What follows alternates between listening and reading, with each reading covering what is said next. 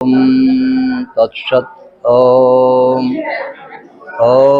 श्री श्री कैवल्यनाथः कैवल्यं शाश्वतं शान्तं भक्ति शक्ति परात्मिक प्रेम पूर्णाय सत्यरूपं नमो नमः।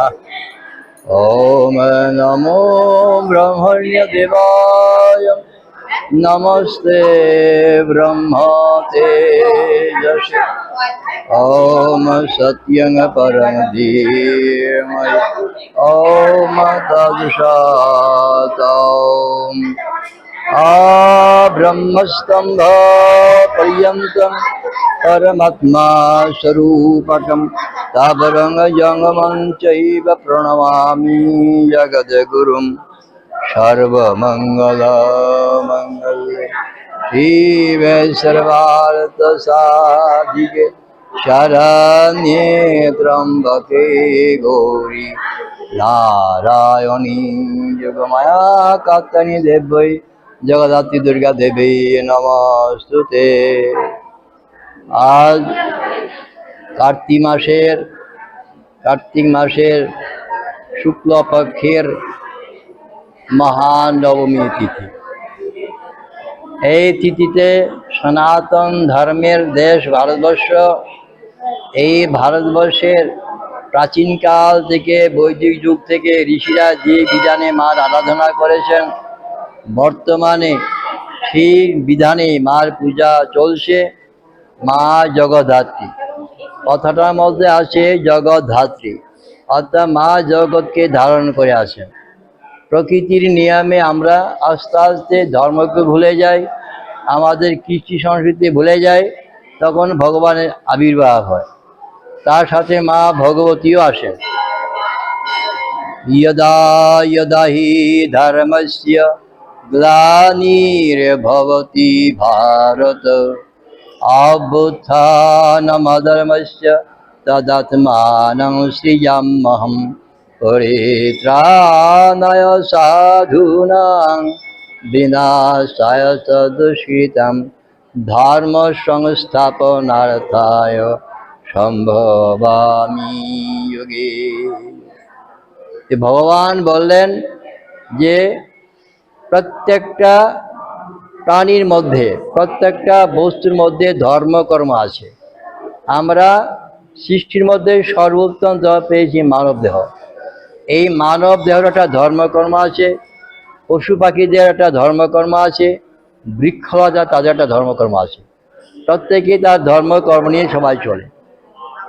কিন্তু প্রকৃতির বিধানে এমন অবস্থা সৃষ্টি হয়, মানুষ তার যে ধর্মটা কি, তার কর্মটা কি সে ভুলে যায়। তখন ভগবান আবার আসেন। ভগবান নিজে বলছেন আমি আসি বিশেষ করে দুইটা ভাবে। একটা জ্ঞানময় রূপে আসি, আর একটা আসি আমি অংশরূপে ভগবান আসেন। একই কারণ, ধর্মকে প্রতিষ্ঠা করা, ধর্মকে মানুষের মধ্যে পুনরায় জাগরণ করে তোলা।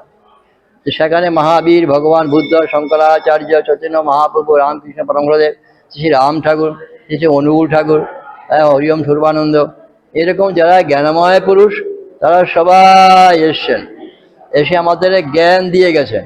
সবাই জ্ঞানের পথে চলো, জ্ঞানের আশ্রয়ে চলো, তাতেই তোমরা মানব জীবনের উদ্দেশ্য লক্ষ্য সেটা পরিপূর্ণ প্রাপ্ত হবে। কিন্তু আস্তে আস্তে ভুলে যাই আমরা। ভুলে গেলে আবার ভগবান আসে, তার লোকে মা ভগবতীও আসেন।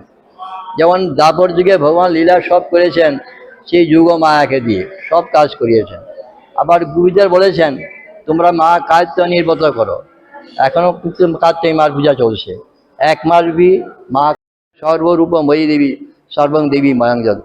এমন কোনো বস্তু নেই যেখানে মা নেই। প্রত্যেকটা প্রাণীর সৃষ্টি মা থেকে, মানুষের সৃষ্টি মা থেকে, পশু সৃষ্টি মা থেকে, তারপরে পাখিদের সৃষ্টি মা থেকে। সুতরাং মা সর্বরূপা, সর্বস্বরূপে।